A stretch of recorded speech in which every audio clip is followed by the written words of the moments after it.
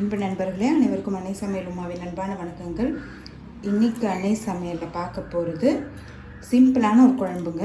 சின்ன வெங்காய குழம்பு. காய்கறி எதுவுமே தேவையில்லை, சின்ன வெங்காயம் மட்டும் இருந்தால் போதும். ரொம்ப ரொம்ப சிம்பிளானதுங்க. ஒரு 15 நிமிஷத்துக்குள்ளே செஞ்சு முடிச்சிடலாம். வாங்க எப்படி செய்கிறதுன்னு பார்க்கலாம். நெல்லிக்காய் புளியை 15 நிமிஷம் தண்ணியில் ஊற வச்சுக்கலாம். சுடு தண்ணியிலே ஊற வச்சிங்கன்னா புளி கரைக்கிறதுக்கு ஈஸியாகவே இருக்கும். கடாயில் தேவையான அளவு நல்லெண்ணெயிலே இந்த குழம்பு பண்ணிங்கன்னா டேஸ்ட் ரொம்பவே நல்லா இருக்குங்க. 1 டீஸ்பூன் கடுகு, 1/4 டீஸ்பூன் வெந்தயம், கொஞ்சம் பெருங்காயம், கொஞ்சம் கருவேப்பிலை, 4 பல் பூண்டு, 1 கப் சின்ன வெங்காயம் சேர்த்துக்கலாம்.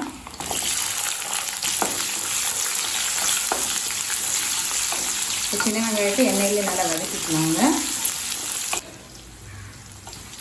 வெங்காயம் பாருங்கள் நல்லாவே வதங்கிடுச்சு. கலர் பார்க்கும்போதே தெரியும், நல்லா கண்ணாடி மாதிரி மாறிடுச்சு. அடுத்தது 2 தக்காளி சேர்த்துக்கலாம்.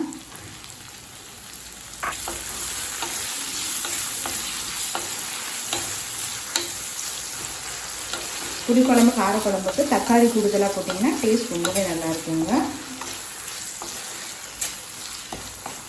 தேவையான அளவு உப்பு. தக்காளி நல்லா வதங்குற வரைக்கும் வெயிட் பண்ணலாம். 1/4 டீஸ்பூன் மஞ்சள் தூள், 2 டீஸ்பூன் மிளகாய் தூள், 2 டீஸ்பூன் தனியாத்தூள், 1 டீஸ்பூன் சாம்பார் தூள்.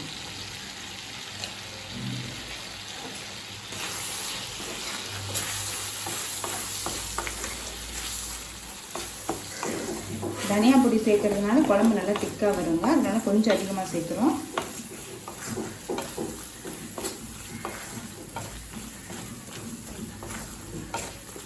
அதே மாதிரி சாம்பார் பொடியும் நல்ல டேஸ்ட்டு கொடுக்கும். இப்போ மிளகாத்தூள் சேர்த்துட்டு 2 நிமிஷம் வரைக்கும் நல்லா வதக்கியாச்சுங்க. எண்ணெயும் பாருங்கள் நல்லாவே பிரிஞ்சு வந்திருக்கு. இப்போ புளி கரைசல் சேர்த்துக்கலாம். 2 கப் தண்ணியில் நான் புளியை கரைச்சிருக்கேன்.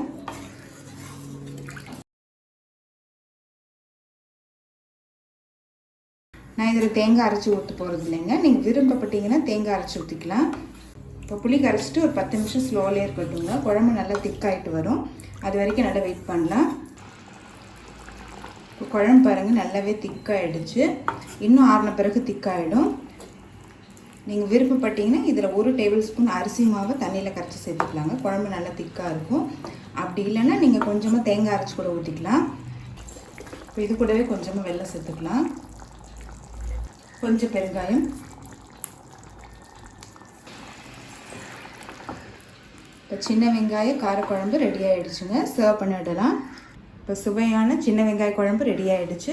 ரெசிபியை ட்ரை பண்ணி பாருங்கள், கண்டிப்பாக உங்களுக்கே பிடிக்கும். ரெசிபி பிடிச்சிருந்ததுன்னா வீடியோவை லைக் பண்ணுங்கள், கமெண்ட் பண்ணுங்கள், ஷேர் பண்ணுங்கள். இது வரைக்கும் அன்னை சமையல் சேனலை சப்ஸ்கிரைப் பண்ணாதவங்க சப்ஸ்கிரைப் பண்ணுங்கள். தேங்க்யூ.